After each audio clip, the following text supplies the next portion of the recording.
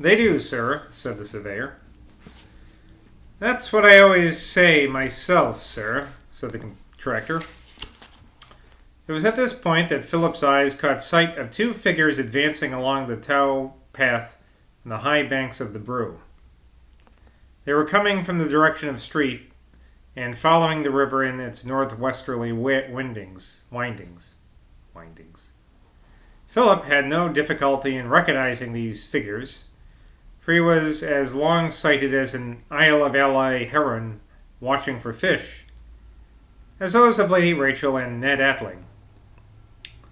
Ned Attling was making his plans to leave his parents at Middlezoy and take a job which Garrett had offered him in the town, the alluring job of editing an official Glastonbury newspaper, to come out every week.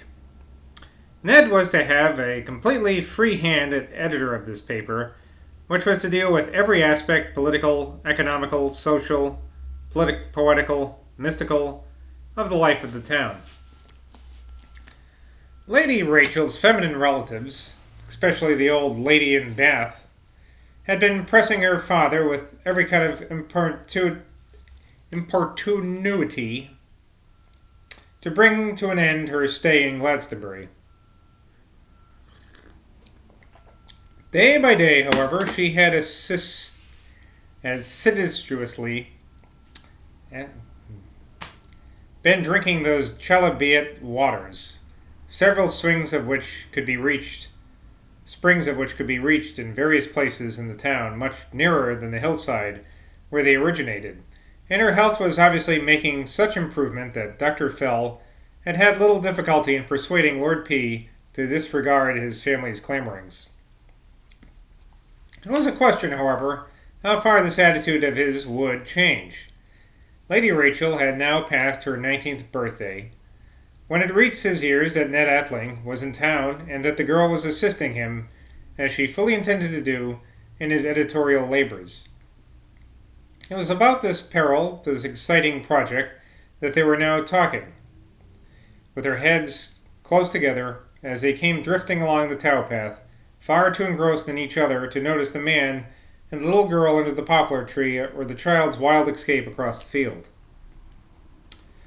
The first number of the Glastonbury paper was to come out in a month from now. The printing presses, the typesetting materials, the machinery, and the office furniture were already in working order in very old buildings on the outskirts of Paradise, one of the oldest buildings in that neighborhood, and much easier to adapt to their purpose than anything they could have found in the center of Glastonbury. The only point where the mayor had not given his editor a free hand was in the matter of the name of the paper. Mr. Garrett wished it to be called The Wayfarer.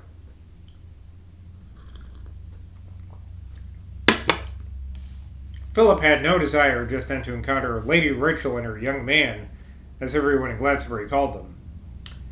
But his searching fenman's eyes, unconsciously combing the landscape on every side for signs of living creatures, was arrested now by the figures of two men advancing along the same tow path from the opposite direction. Philip recognized one of these men as Sam Decker, but the other puzzled him for a time. At last he decided correctly, that it was young Jimmy Rake, a subordinate of Mr. Stilley's in Glastonbury Bank. Sam had begun to make it a custom of his to befriend the friendless in Glastonbury, of which there were, he was very quickly discovered, more and queerer specimens than he had ever surmised existed in the days before he had caught in his Vista Nueva. Jimmy Rake was one of the loneliest of all these friendless ones. The other lads persecuted him at the bank. Mr. Stilley found him incompetent. His landlady in George Street regarded him as not all there. The truth was that James Rake, an orphan from the little town of Ilchester, was a youth paralyzed by shyness. His miserable shyness was indeed his only claim to his landlady's view of him and the principal cause of Mr. Stilley's contempt for him. In other respects, his character was simple, colourless, and commonplace. If what is called distinction, by virtues in human qualities, was the chief hope of the lad's salvation, Jimmy Rake was undoubtedly damned. "Rake is a fool," was what one of the little boys in the Greyland Preparatory had scrawled in a chalk one morning on the headmaster's blackboard. And even that indulgent gentleman, as he wiped these marks away from the duster kept on his desk, made no denial of this popular verdict. Rake was a fool. He was a fool at cricket, a fool at football, a fool at examinations, and the worst fool of all with women and girls. There was an old canal on the marshes some 6 miles from Glastonbury on the borders of Huntsville Moor, and because of a rare kind of water mint that grew there, this was a place where Sam and his father had for 2 or 3 seasons, in as late as October too, found specimens of the large copper butterfly. James Rake was interested in butterflies. He was not stirred over them to the passion and intensity of the 2 Deckers, but he was interested, and he had made a gallant effort to overcome his shyness when Sam invited him to take a walk on early closing day.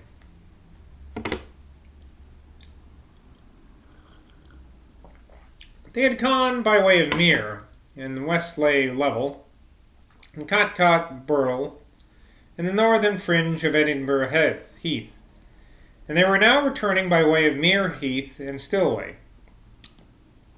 Sam had quickly discovered that there was a solid, compact mass of what might be described as honest wood in Jimmy, Rake's nature. The lad had the power of walking steadily on for miles and miles without uttering a syllable, nor were his remarks, when he did speak, of any very vivid or original character. The most striking observation he had made today in the whole of their 10-mile walk was what he remarked as they were crossing some fallen branches in a spinney near Eddington Junction on the Burnham and Everscreech Railway. The white ones, he was speaking of toadstools, seemed to grow on the dead wood, and the black ones on the living wood. Good point. Sam had taken advantage of this remark to expatiate at some length on the toadstools of the neighborhood, in which he and his father had specialized together for one whole autumn a couple of years ago. But his discourse seemed only to prove that the abundant woodiness in the nature of Rake the fool was not the kind upon which either black or white fungi spontaneously flourished. At the moment when Philip's long-sighted vision was concentrated upon the man and the woman approaching from the south and the 2 men approaching from the west, Sam himself realized to what an encounter he was leading his shy friend, and he looked about him, wondering how to avoid this couple who were directly in their path. Ned Atheling, too, became just then aware of a group of 3 men standing in the field at the north of them, and a couple of men advancing from the northwest. There was a small, unimportant bridge over the Brew just at this place, called Cold Harbor Bridge, and it was quite close to the spot that Philip was now standing.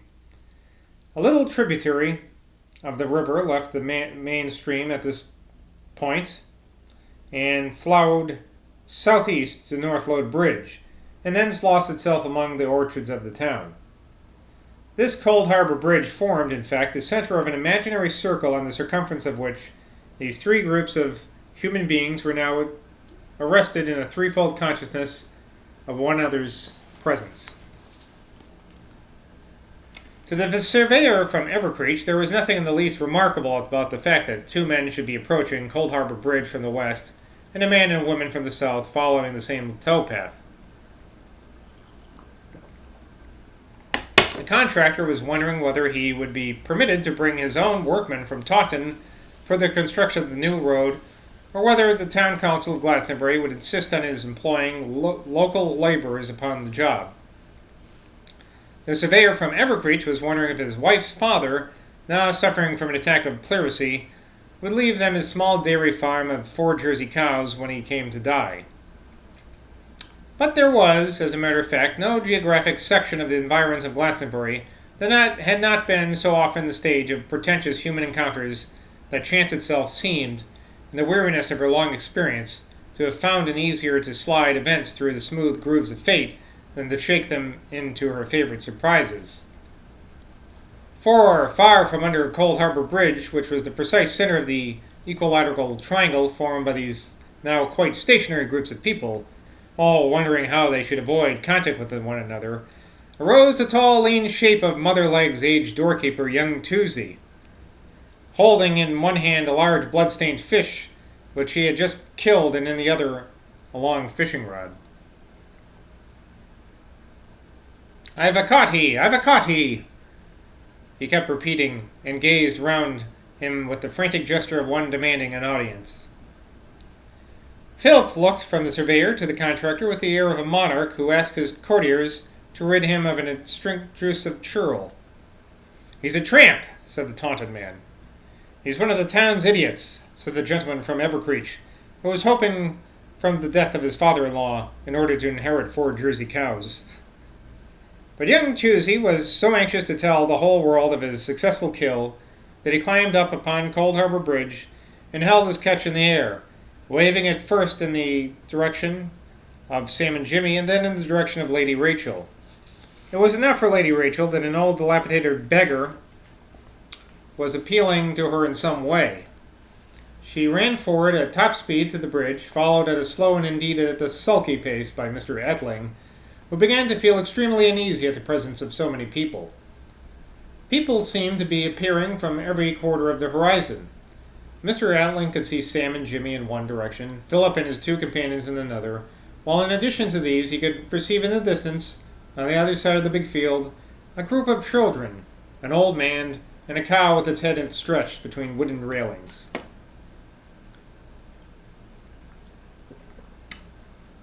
You might remember, dear listeners, the cow from last session. The sun was breaking through the clouds in so irregular a manner that one stream of light fell upon the tall beggar waving the fishing rod and another upon the children and the cow.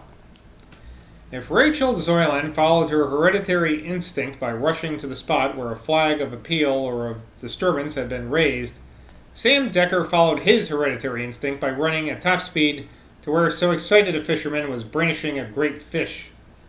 Poor Jim Rake, however, though not from pique or sulkiness like Ettling, but from a paralyzing spasm of nervousness, followed Sam at a snail's pace. He looked neither to the right or to the left, for fear of being summoned to shake hands with someone, but kept his eyes fixed on the blood-stained fish, whose own eyes, which 5 minutes before had been searching the vistas of flowing water through the weed stalks of the brew, had already taken upon them that glazed, listless, lidless stare of a dead creature upon a marbled slab. "You have caught a wonderful fish," panted Rachel when she reached young Toosey's side upon the narrow bridge. "Ain't I, your ladyship?" For he knew her well by sight. "Ain't I?" gasped the old man. "'Tis the girt chub of Lidford Mill, come upstream for thy autumn flies. I've a dipped it for he every morning since September, and every noon from missus could spare I could come out. And now I've a hooked 'em. There and be, your ladyship, there and be, Mr. Decker." For Sam, bowing awkwardly to Rachel, was now at the bridge too. "And 'twere I what hooked 'em. Ain't he seven to see? Look, see what a good mouth." "You've killed it too roughly, Toosey," said Sam. "You shouldn't have bloodied it so." He took the fish in his hands. "Yes, he's all right," he remarked to Rachel. "I've seen you myself, haven't I?" he added, this time addressing the fish, as he lifted it up its dorsal fin with his forefinger.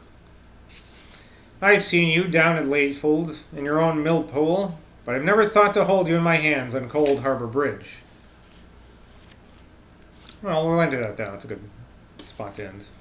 The catching of the fish. Until next time, cheers from Glastonbury.